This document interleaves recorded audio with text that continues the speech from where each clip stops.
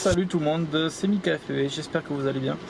Je suis un peu dégoûté aujourd'hui, je vous avoue, j'avais envie de voler, mais je pense que vous l'entendez à la caméra, il pleut, c'est horrible. Ça fait 3 jours qu'il pleut, franchement ça fait chier. Mais je me suis dit, ok, c'est pas grave, il pleut, ok, on va parler. Ce que je me suis rendu compte que concrètement, ça fait 2 mois que j'ai pas sorti de vidéo, et ça fait aussi 2 mois, depuis le début que je ne me suis pas présenté. Donc je vais vous expliquer un peu qui je suis et comment j'ai débarqué dans le monde du FPV et dans le monde du drone plus particulièrement. Donc moi je m'appelle Mika, d'où Mika FPV. J'ai 22 ans, je suis dans la région de la Haute-Garonne. Voilà. Ça fait maintenant quasiment 2 ans que je fais du drone stabilisé et 1 an en FPV. Tout a commencé un petit peu avant septembre 2022, avant que je parte en Argentine pour un voyage avec ma famille parce que je suis de là-bas. Et désolé, ça bouge un petit peu. Et je me suis dit, ok, j'ai quand même envie de faire des vidéos et des photos de ma famille et du paysage d'une autre manière, on va dire, vu des airs. Vu de l'air, et je me suis dit ok, autant partir sur un drone. Donc j'ai pas mal cherché, j'ai regardé beaucoup de forums, beaucoup de vidéos YouTube, etc. Et je suis donc parti sur le DJI Mini 2 en Flame More Combo, c'est-à-dire avec 3 batteries pour l'autonomie et divers autres petits outils, on va dire hélice, tournevis, etc. De toute façon, je vous mettrai les images à l'écran. Et ensuite, donc je suis parti en Argentine, tout s'est bien passé. Et en rentrant, je me suis dit, ok, on va aller sur YouTube un petit peu, on va voir ce qui se passe. Et là, grande surprise, je suis tombé sur une vidéo sur la chaîne YouTube en fait d'Airflex. Airflex, pour ceux qui ne savent pas, il fait du FPV.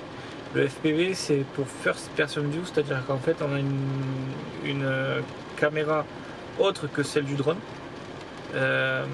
stabilisé. En fait vous avez une caméra, comment vous expliquer, ouais, vous avez une caméra dans un drone et ce que voit la caméra en fait vous le recevez en retour image avec un masque qu'on met sur les yeux. Je me suis dit ok, je suis tombé sur sa chaîne, j'ai regardé énormément de vidéos. Lui en fait il fait du FPV en freestyle, un peu de cinématique, il fait un peu tout. Lui il a sa boîte de production depuis je crois maintenant 4-5 ans si ce n'est plus sur Perpignan. De toute façon je vous mettrai quelques chaînes YouTube en description.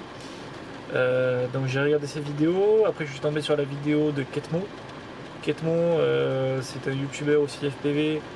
J'étais tombé sur sa chaîne YouTube, enfin surtout sur la vidéo mes débuts en FPV évolution en 1 an. J'ai été tombé dessus et j'avais regardé ça, c'était génial et je me suis dit purée mais je vais faire pareil. Et j'ai regardé aussi des vidéos de Drone My Life, donc pareil un youtubeur aussi qui fait des reviews drone et qui fait des vidéos FPV, etc. Et je me suis dit bon ok, j'ai envie de faire ça, mais comment j'y fais, comment j'y fais, c'est pas français pardon. Comment je fais. Et en fait je me suis dit on va se renseigner déjà pour commencer. Et là j'avais 2 choix qui se présentaient à moi. Soit j'avais le premier, c'était de prendre un BNF, donc c'est-à-dire de partir sur un bind and fly, donc c'est-à-dire que je connecte la radio à mon drone et mon drone à mon masque et après je pars rouler. Ou alors ma deuxième option, je construis le drone FPV de mes mains. Alors construire un drone FPV c'est un peu compliqué parce qu'il y a de la soudure, il y a comprendre un peu les composants électriques et électroniques, de la configuration sur Betaflight. Betaflight c'est un logiciel qui vous permet de configurer votre drone de A à Z. Mais j'avais pas cette prétention là, même encore à l'heure actuelle avec un peu plus d'expérience, je me sens pas forcément capable de tout monter tout seul. Donc je me suis dit autant partir sur un drone BNF. Je suis parti sur le DJI Avata, premier du nom parce qu'à l'heure d'aujourd'hui, à l'heure où je fais cette vidéo, il y en a 2. Donc je suis parti sur le premier. À l'époque avec le masque, la radio que j'avais acheté à part, Et le drone, ça m'avait coûté au total 1200 euros avec 1200 1400 euros avec l'assurance 2 ans de DJI Care. Alors je ne l'ai pas encore utilisé, donc franchement c'est assez cool, ça fait du bien. Et ok, je l'ai reçu, nickel, pas de soucis. Sauf que le FPV c'est différent que le stabilisé. C'est-à-dire que le drone stabilisé, d'où son nom, vous lâchez les gaz, vous lâchez le stick de gaz, il stabilise, il reste stable. Tandis que le FPV, on joue avec les 4 axes. Donc le throttle comme ça, le pitch dans ce sens-là, le yaw dans ce sens-là et le roll dans ce sens-là. Donc c'est un peu compliqué au tout début de commencer sans expérience et sans avoir déjà mis les pieds là-dedans. Donc je me suis dit, j'ai pas le choix, il faut que je commence par les simulateurs. Donc il existe des simulateurs de vol tels que TripFPV et Readrone, c'est un simulateur français, TripFPV aussi, Liftoff, Uncrashed. À l'époque, j'avais pas de PC avec moi, j'avais que ma Xbox. Donc j'ai commencé avec le simulateur Liftoff sur Xbox. J'avais pas de radio non plus, donc j'avais que la radio de la Xbox. C'est bien et c'est pas bien parce que concrètement, vous prenez de suite les mauvaises habitudes et ça c'est pas bon. Donc j'ai vite récupéré mon ordinateur gamer que j'avais chez moi qui traînait pour installer les divers simulateurs et là j'ai réussi à connecter la radio du DJI Avata sur le PC et là c'est pas pareil. Là on réapprend tout. Autant à tourner comme à tenir une ligne droite à peu près potable. C'est vraiment différent. À l'heure actuelle, je crois que je dois avoir 300 heures ou si ce n'est plus sur TripFPV. TripFPV, je l'ai vraiment considéré comme un jeu et à la fois un simulateur, donc je passe énormément de temps dessus. Et donc j'ai énormément progressé et je me suis enfin senti prêt à décoller tout seul. Donc un jour, il faisait grand soleil, pas comme aujourd'hui. Parce que là il pleut, c'est horrible. Il pleut fort. Et je me suis dit, ok, on part dans un champ, de toute façon on risque rien. On essaye de décoller en manuel, parce que le DJI Avata, il a le mode stabilisé et le mode manuel. Donc c'est-à-dire qu'on peut décoller en stabilisé et passer en manuel. Donc là j'ai complètement décidé de partir en manuel de suite. Et du coup, dès que j'ai décollé, franchement les sensations c'est dingue. Ça n'a rien à voir. De toute façon, je vous mettrai mes débuts en FPV, mes débuts en haut, mes débuts en Avata. Quand vous avez le retour caméra dans le masque, que vous volez entre parenthèses près du sol, etc., les sensations elles sont dingues. Ça fait, je sais pas comment vous expliquer la sensation que ça fait, mais c'est un truc génial. Et du coup, je me suis dit, ok, j'ai beaucoup progressé avec le DJI Avata. Mais là, je me sentais enfin prêt à peu près à monter mon drone. Donc, je me suis rapproché du youtubeur Airflex, qui j'ai DM sur Insta et qui m'a énormément aidé sur les composants à prendre, sur quel matériel acheter, etc. Je l'en remercie parce que franchement, sans lui, je ne sais pas ce que j'aurais fait. Donc, j'ai tout acheté. J'ai tout acheté sur le site La Caméra Embarquée. La Caméra Embarquée, c'est un site qui vous propose tous les composants de drone, du matériel GoPro, du matériel professionnel, du matériel photo, vidéo, des outils sur de la tech, etc. Un peu tout. J'ai tout acheté là-bas, j'ai réinvesti beaucoup. Il faut savoir que le FPV ça coûte très cher, surtout au début quand vous n'avez rien du tout. Et j'ai reçu tous les composants. À cette époque-là, j'avais rencontré quelqu'un qui faisait du FPV depuis 3 ans. Et qui avait déjà monté 2-3 drones, donc il m'a énormément aidé, c'est lui qui m'a tout monté au départ et tout configuré. Malheureusement, on n'a pas réussi à le faire voler. Il est resté quasiment 4 mois sur mon bureau, ça me rendait fou de le voir là. Donc j'ai pris la décision de l'envoyer chez un réparateur à Toulouse. À l'heure actuelle, il y est encore. Même lui, il n'arrive pas à savoir pourquoi il décolle pas. Mais je me suis dit, purée, je peux pas rester sans drone, ça me saoule. Donc je suis parti sur un BNF. Donc je suis parti sur le Nazgul Evoque en 5 pouces en DED 4. Donc DED 4, c'est-à-dire que vous avez les bras devant en fait qui sont un peu comme ça, un peu en décalé pour pas voir les hélices sur le champ de la caméra. Donc je suis parti là-dessus, sur le bon coin, je l'ai trouvé à 250 € à peu près. Je l'ai reçu, il volait nickel, super beau. J'avais pris la confiance, je passais je faisais du Razmot sur la terre. J'ai même fait mon premier vol sur l'eau. Je vous mettrai la vidéo vite fait. Franchement, c'était un truc de dingue. J'avais trop pris la confiance justement.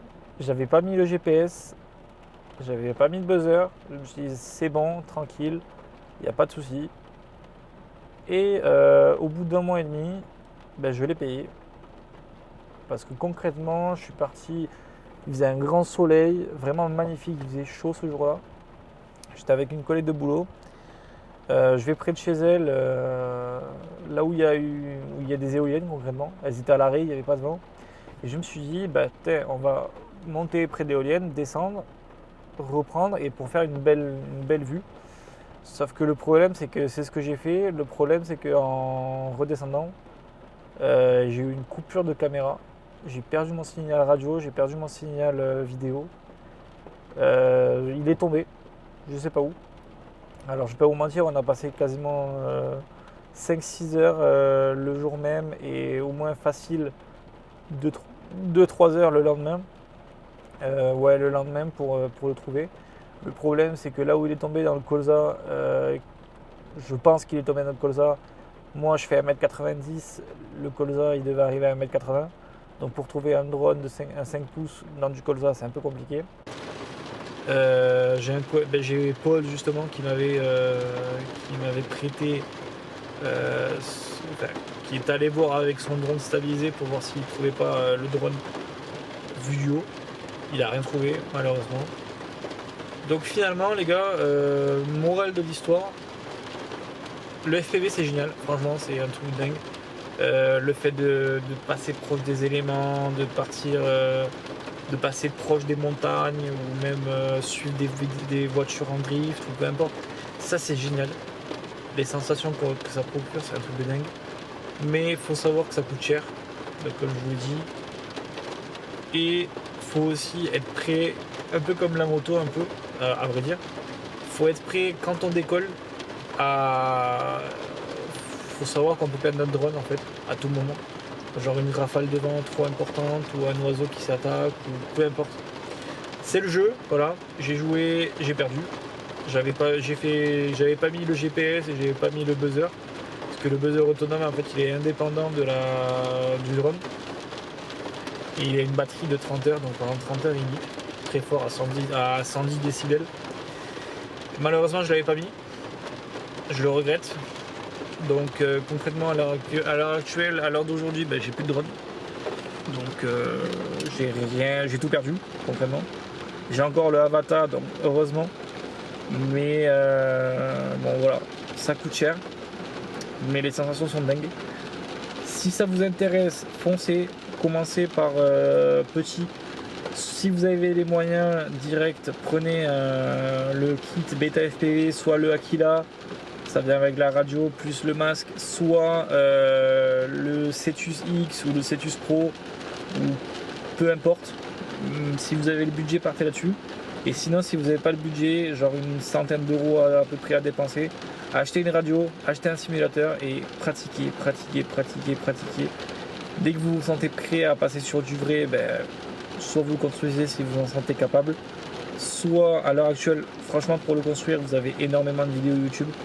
Moi j'ai pas réussi à l'époque, mais bon, ça dit pas que vous n'allez pas rêver, vous n'allez pas y arriver. Et surtout pratiquez, allez-y à fond. Si ça vous intéresse, foncez, parce que vous ne regrettez pas. Le temps est vraiment, je suis dans ma voiture, le temps est vraiment pourri quoi. Ça pleut horrible. Du coup voilà les gars, faites attention à vous, faites attention à ça, ne faites pas l'impasse sur 100 € juste pour des économies qui ne sont pas des économies concrètement parce que ça vous coûte plus cher de le perdre que de le retrouver, que de mettre un GPS ou un buzzer.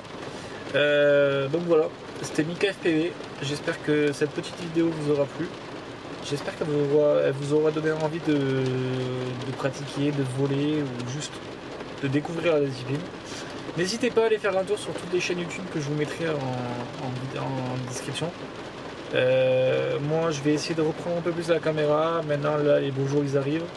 Il y a pas mal de soleil qui est prévu. Donc bon, je vais essayer de faire quelques trucs. Et puis bon, d'ici là, prenez soin de vous. Bon vol. Et puis voilà quoi. Ciao ciao.